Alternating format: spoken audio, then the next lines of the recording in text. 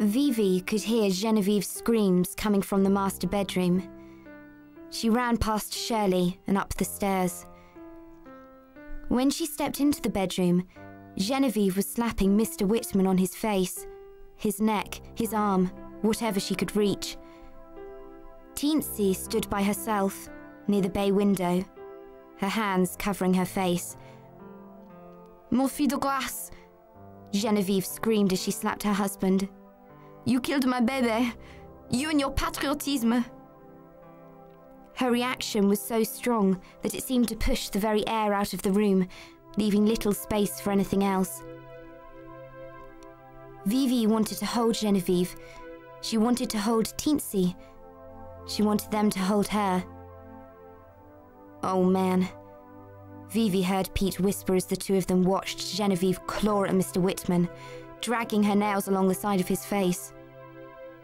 Mr. Whitman did not attempt to stop her as she began to kick at him and punch him, pummeling him wherever she could reach. The man stood there motionless in his grey pinstripes.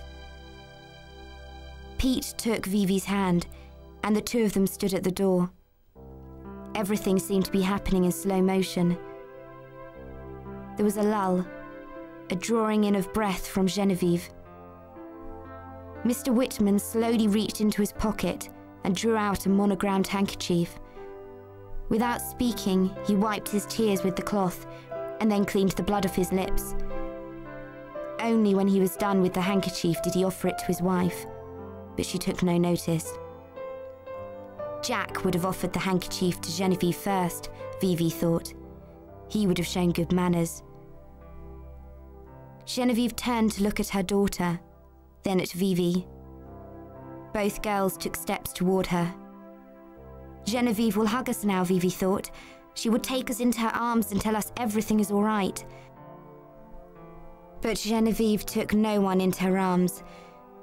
Instead, she let out a low keening sound, then pulled the skirt of her dress up over her head, revealing a beige slip and bare legs. It was the gesture of a small girl hiding her face. It was the gesture of a woman whose grief was too much to bear. The longer Genevieve stood there with her skirt above her head, the more Vivi's grief compounded. This was the woman she looked to when her own mother was absent. Now this mother too was turning away.